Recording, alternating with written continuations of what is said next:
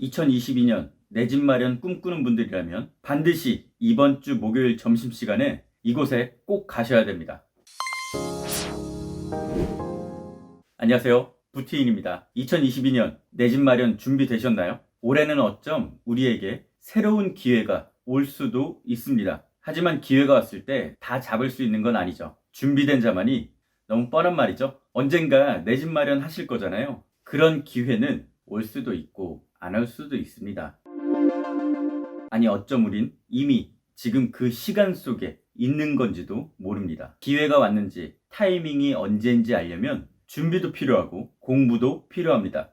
그래서 여러분, 돌아온 목요일 점심시간에는 꼭 이곳을 방문하시길 바라겠습니다. 꼭 가셔야 될 곳 은행입니다. 가서 대출 상담부터 받아보세요. 내 소득자료 먼저 준비해 가십시오. 어떤 서류가 필요한지 모르겠다 그러면 은행에 먼저 전화로 물어보셔도 되고요. 다른 아파트 청약 모집 공고문을 살펴보세요. 중도금 대출에 필요한 서류들이 나오는데 바로 그 소득 서류 챙겨가시면 되겠습니다. 그리고 한 가지 더, 종이 한 장 준비하시고요. 지금 내 대출이 얼마인지, 내가 한 달에 갚고 있는 원금과 이자가 얼마인지 적어 가시면 되겠습니다. 자, 은행 가면 두 가지를 물어볼 겁니다. 지금 내 소득으로 얼만큼 빌릴 수 있는지, 그리고 7억짜리 집을 살 때 얼마를 빌릴 수 있는지요. 앞에는 DTI, DSR을 물어보는 거고요. 뒤에는 LTV를 물어보는 겁니다. 그런데 영어 복잡하고 어렵잖아요. 그냥 간단히 이렇게 물어보시면 됩니다.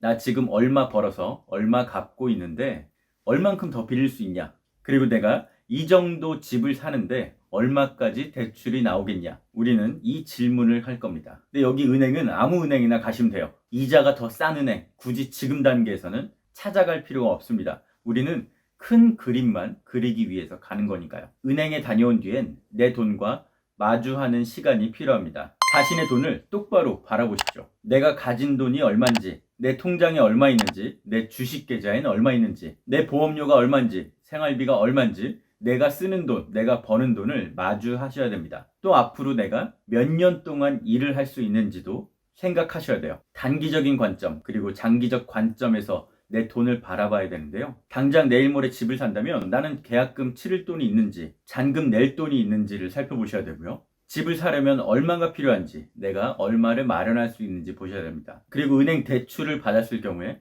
앞으로 원금과 이자를 얼마씩 갚을 수 있는지도 함께 보셔야 돼요.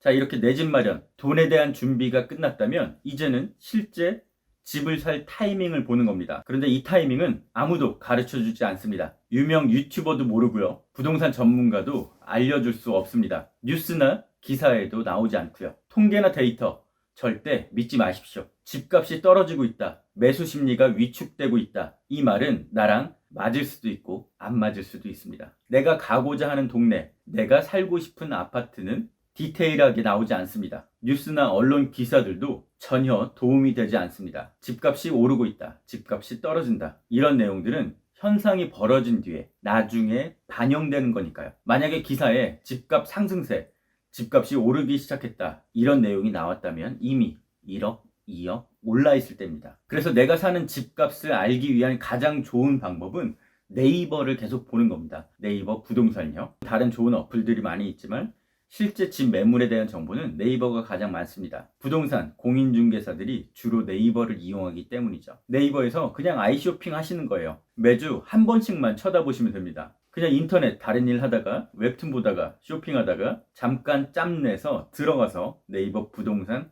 보고 나오면 됩니다. 5분도 안 걸려요. 이렇게 한 달만 보면 그 아파트, 그 동네에 대해선 세상 제일 가는 전문가가 되는 겁니다. 그냥 아이쇼핑 하듯이 하면 되는데요. 지난주보다 최저가가 더 내려왔네.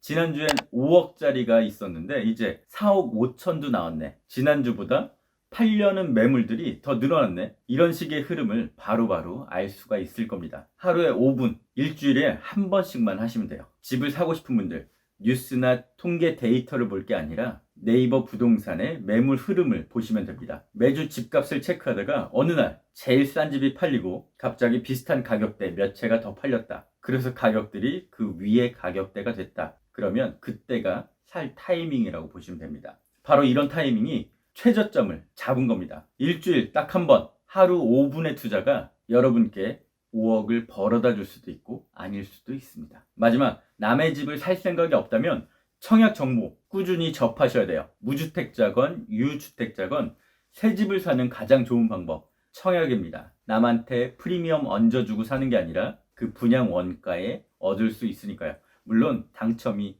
쉽지는 않습니다. 하지만 청약은 절대 고민할 필요가 없어요. 내가 여건만 된다면 가급적 많은 곳에 많은 청약을 넣으시길 바라겠습니다. 최근에 이런 분들 있어요. 이제 집값 떨어진다는데 괜히 분양받았다가 분양가보다 더 떨어지면 어떡하지? 집값이 더 떨어질 것 같아서 분양조차 못 받겠다. 그럼 이런 분들은 아예 내 집에서 살 생각 꿈도 꾸지 마셔야 됩니다. 그냥 전세 월세 계속 남의 집에서 살아야 돼요. 평생 집 못 가집니다. 부동산 경기가 아무리 나빠져서 집값이 다 떨어진다고 하더라도 결국 10년 뒤면 그렇게 방어력이 있는 집들은 회복하게 돼 있습니다. 지금 분양가보다 훨씬 더 올라가 있을 겁니다. 이렇게 오늘은 내 집 마련 꿈꾸는 분들, 과연 대체 무엇을 어떻게 해야 되는지, 어떤 식으로 준비해야 되는지 말씀드렸습니다. 거듭 말씀드리지만 기회는 준비된 자만이 잡을 수가 있고요. 그게 기회인지 알아보기 위해선 내가 정보를 얻고 공부를 해야 됩니다. 꼭 올해가 아니더라도 좋아요. 내년, 내후년, 나는 5년 뒤에 집 살 거야. 그런 분들한테 오늘 이 영상 큰 도움이 되길 바라겠습니다. 지금까지 부틴이었습니다.